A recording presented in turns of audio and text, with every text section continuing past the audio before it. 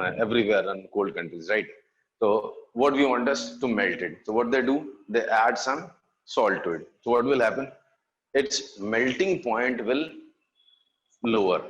Uh, so if surrounding temperature is 0 degrees Celsius and its melting point becomes -2, so what will? So it will melt at 0 degrees Celsius. So it melts further, right? So on adding impurities, melting point decreases. On adding impurities, melting point decreases. Okay, so on adding impurities, melting point decreases. Okay, that's all in melting point. Now let's discuss boiling point. So next is boiling point.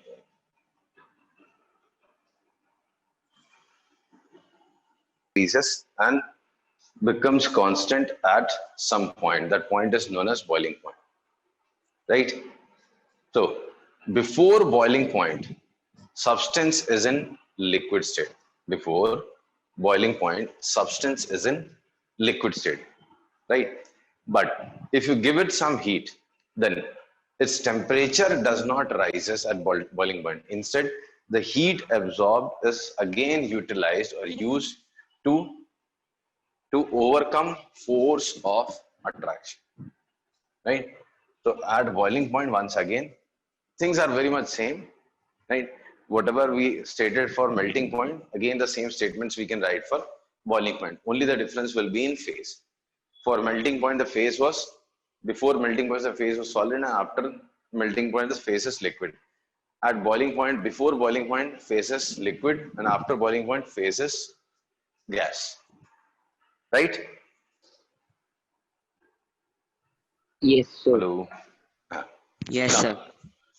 so for boiling point, again, we can write same statements, right? At boiling point, temperature does not increases. Okay. Whatever heat is supplied is used for what? To overcome force of attraction between particles. Okay. Now, on adding impurities, this point will be different. On adding impurities, boiling point increases. Boiling point increases, right?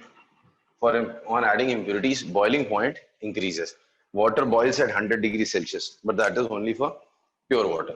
If water is with impurities, then it will boil at a temperature more than 100 degree Celsius. Clear?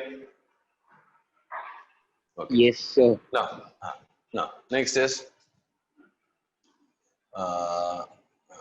some latent heat of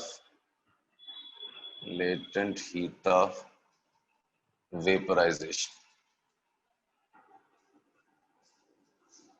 Latent heat of vaporization. There we had latent heat of fusion. The amount of heat needed to change the phase of unit mass of any substance from solid to liquid at its melting point was latent heat of fusion. Latent heat of vaporization is what? Latent heat of vaporization is amount of heat needed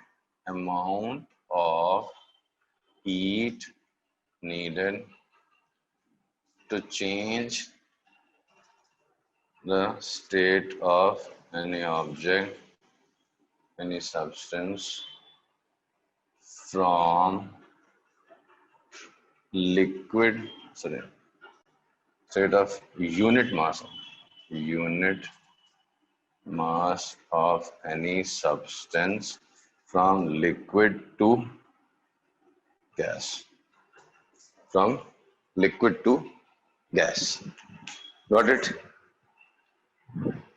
Is known as, at its boiling point. At its boiling point is known as latent heat of vaporization. Clear? Yes, sir. Yes, sir. One second. For water. For water, latent heat of vaporization is 540 calories per gram, or for water,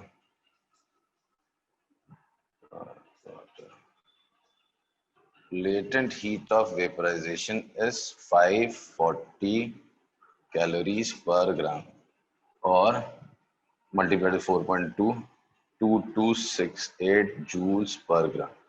To vaporize 1 gram of water,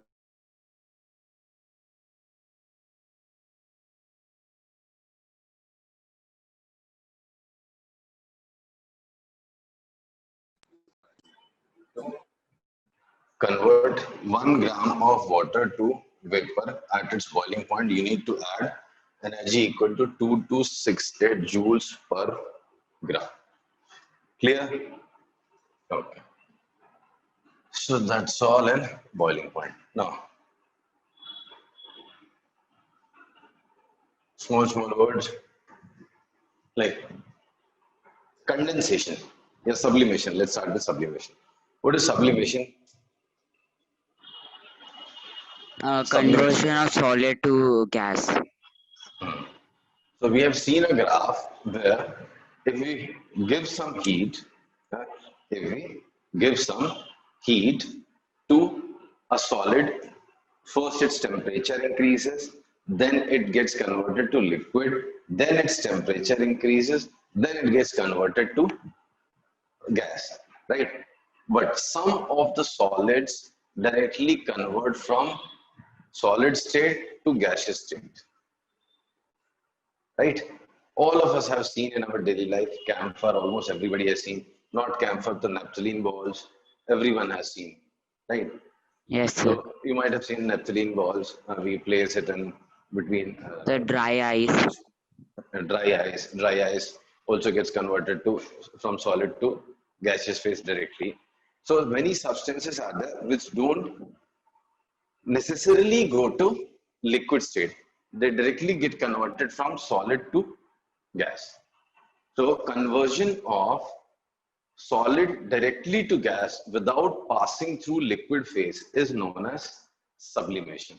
Sir, I have a doubt. Say, Is phosphorus a sublimable substance? phosphorus, no? So it gets converted to liquid? Yes, if you heat it, phosphorus will get converted to liquid.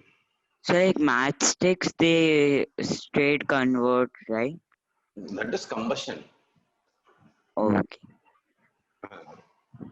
Pure phosphorus will get converted to liquid state, will go to liquid state. So sublimation is what? Not combining with any substance chemically. They don't combine with any substance chemically. They directly get converted into vapor phase, yeah, gaseous phase, right? We say they are volatile solids. Usually we say volatile liquids. Some of the solids are also volatile, right? And such solids are like camphor, then dry ice. These are volatile solids. So they directly change their phase from solid to gas. Clear? Right? Solid to Yes, sir. gas. Yes, sir. There is one more name if you can remember, deposition. Deposition. This is a word used for change of phase from gas to solid directly without changing to liquid. Basically, opposite of sublimation. So opposite of sublimation is deposition. Right? Okay. Yes, sir. So sublimation and its opposite is deposition. Then there is one word, condensation. Condensation is opposite of boiling, right? Gaseous phase converting to liquid phase on cooling, right? One more method is there, and that is applying some pressure, but not that method. On cooling, gases get converted to liquid, right? And the process is known as condensation. Again, this you can observe at home. How? Take a steel glass, right? The usual one, and put some ice over it, right? And you will observe some water gets deposited over the external surface of the steel glass. Where does that water comes from? So that water is actually moisture in the surrounding, which gets converted to liquid form because it was cooled due to the ice kept inside the glass. All right. See, if you take a steel glass and fill it with ice, you'll observe water gets deposited in it. Right. So from where does that water comes? The water comes from the moisture in the surrounding.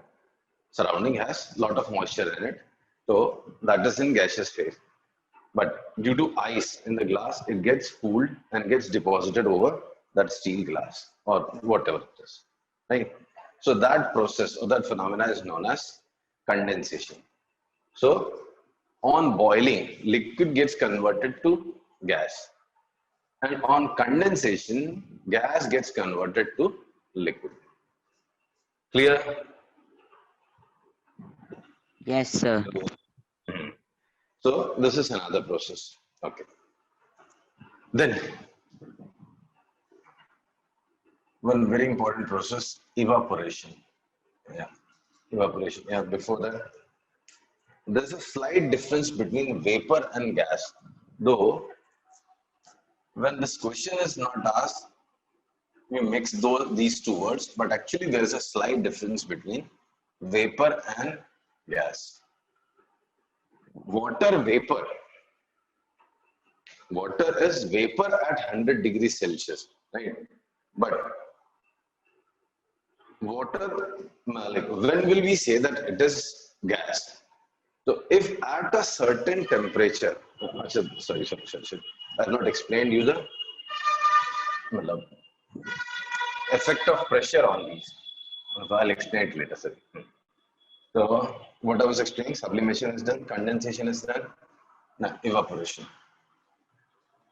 Evaporation is a process. Evaporation is a process which looks similar to boiling, but it is not. Evaporation is a process which looks similar to boiling, but it is not. Let's see how what is evaporation and how it is different from boiling. So, what is evaporation? See, after mopping the surface or washing the surface with water, if you leave it for some time, you will see it becomes dry. If after mopping any floor, after say 2-3 minutes or 5 minutes, you will see that this surface becomes dry. So where does that water go? Temperature of the surrounding is not 100 degrees Celsius, right? Temperature of the surrounding is not 100 degrees Celsius. So it does not boil. That means it does not boil at this temperature. Room temperature is 25 degrees Celsius, let us assume. So after mopping the floor, water should not boil, right? Or it should boil. Water boils at 100 degrees. 100 degrees Celsius. In room temperature is 25 degrees Celsius. That means water does not boil. So where does that water goes? Where does that water goes? After mopping, I could see the water on the floor, but It evaporates. it evaporates. So you said it evaporates. That means evaporation must be a process different from boiling. Though both of them are used for conversion of liquid to gas, but they are different processes, right? So what happens in boiling? So in boiling, when you supply some heat to a liquid, space between liquid particles starts increasing, and at some stage, force of attraction between them becomes so less that they get separated, right? They start escaping from the bulk, and very soon this will get converted into vapor. Then what happens in evaporation? In evaporation, suppose there's a liquid in a container which is open. From surrounding, heat is taken by some of the surface particles right? Some of the surface particles, only few particles, not entire bulk. Some particles absorb heat from surrounding and escape. Absorb heat from surrounding and escape from, not bulk, from the surface. Getting it? See, Yes, sir. if you Yes, consider sir. a liquid in a container which is open from the top, right? So what particles of liquid surfaces, they absorb the energy from surrounding and escape in the surrounding. They absorb heat energy or any form of energy from the surrounding, uh, and that energy, if is enough for them to overcome the force of attraction from other particles, surrounding particles, they escape, right? This phenomena is known as evaporation. In boiling, we were supplying heat at boiling temperature, right? So molecules, sorry, it's not molecules, I'll say use particles. So particles, separation between the particles increases, force of attraction decreases. So phase of the phase changes from solid to, sorry, liquid to gas. But here, only surface particles absorb heat from surrounding and escape. Right? Getting it? Yes, sir. Yes, sir. Okay. Now, few points I'll write. Like evaporation is a surface process, surface phenomenon. Evaporation is surface whereas phenomena, whereas this one, boiling is bulk phenomena. Boiling is bulk phenomena. Boiling takes place in entire bulk. Boiling takes place in entire bulk, whereas evaporation takes place only at surface, right? So evaporation is surface phenomena, whereas boiling is a bulk phenomenon. Then evaporation is a slow process. Evaporation is a slow process, right? Whereas boiling is a fast process. Obviously, it depends on the rate at which you are supplying the energy. If you supply the energy at higher rate, boiling will become fast, right? But evaporation is a slow process, right? Then boiling takes place at boiling point, but evaporation takes place at any temperature. Evaporation takes place at any temperature. Evaporation takes place at any temperature, right? Whereas boiling takes place only at boiling point. Whereas boiling takes place at only boiling point, right? So these are few points using which you can distinguish between boiling and evaporation, right? Now, few more interesting things about evaporation. For example, how do we increase the rate of evaporation? Rate of evaporation. Increase the surface area.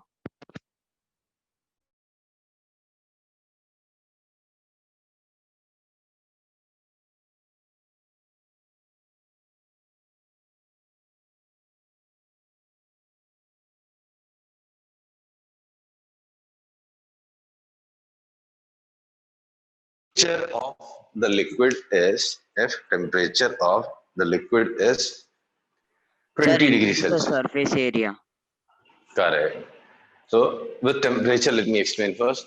So if there is a liquid, if there is water at 20 degrees Celsius, it will evaporate slowly as compared to the water kept at 60 degrees Celsius. If water is kept at 60 degrees Celsius, it will evaporate at higher rate as compared to the water kept at 20 degrees Celsius, right? Then it increases with increase in area, increases with increase in surface area, right? From smaller surfaces, the rate of evaporation is less. From the larger surfaces, rate of evaporation is more. It's very logical because evaporation is a surface phenomenon. So larger is the surface, larger with the rate of this phenomena, right? So larger is the surface, larger is what? The rate of evaporation, right? It increases with flow of dry air. If you blow air, the rate of evaporation increases.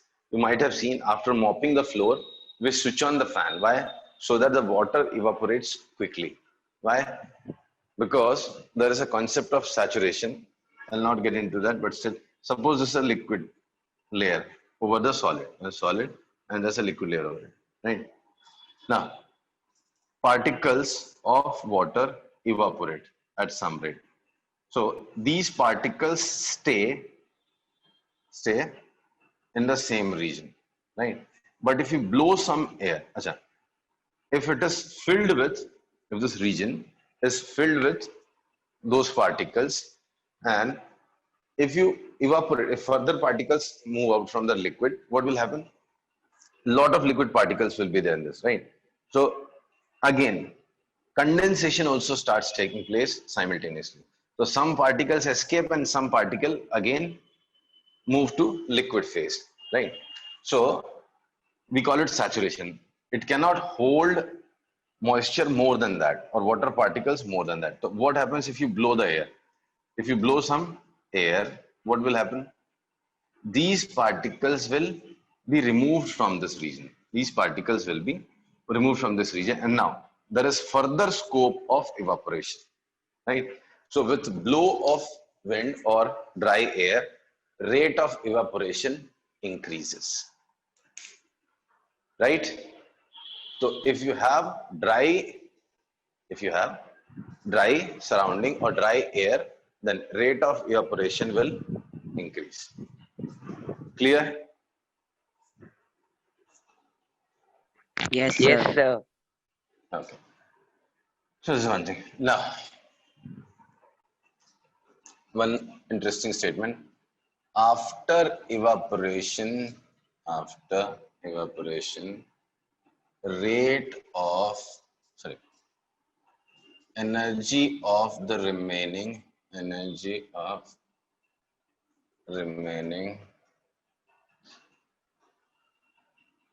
content decreases. I'll repeat. After evaporation, energy of remaining content decreases. So if there is some water on the floor, after it escapes, the surface becomes cooler. Why? Becomes its temperature decreases. Why? While evaporating, the particles of the liquid carry some energy from the bulk. Obviously, you might have, sorry, I said they absorb energy from the surface, true. But they also carry some energy from the bulk, whatever is the remaining part. Suppose there were million particles, 10 of them escaped. So, yeah, some 1,000 particles. So 10 of them escaped. So energy of remaining 990 particles, what? Energy of remaining 990 particles decreases, right? Hence, lowering the temperature of the remaining. Hence, lowering the temperature of remaining. Clear? This is the explanation for if you use earthen pots, then temperature of water inside the earthen pot is lesser. If you keep, suppose room temperature is 35 degrees Celsius. Let us assume room temperature is 35 degrees Celsius. You have stored some water in earthen pot and you have kept some water in glass. This is steel glass. So though the surrounding temperature is 35 degrees Celsius, but temperature of the water in glass will be 35 degrees Celsius, whereas temperature of water inside this earthen pot will be lesser than 35, maybe 28 or 27. Why? Because there are a lot of pores in earthen pot, right? If this is earthen pot, right, then there are a lot of pores in it. So water escapes from these pores and its surface becomes wet. Surface of the earthen pot becomes wet.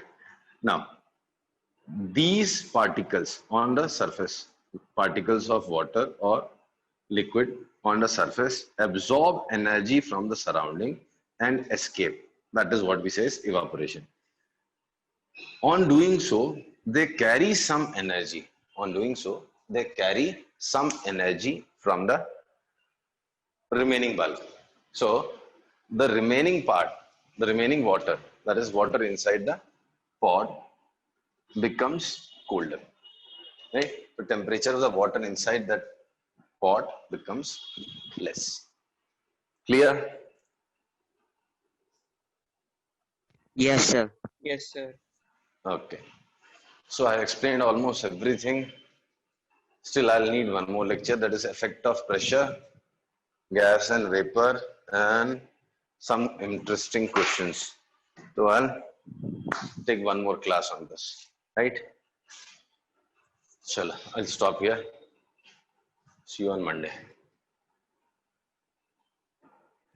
Bye, sir. Thank you, sir. Bye bye.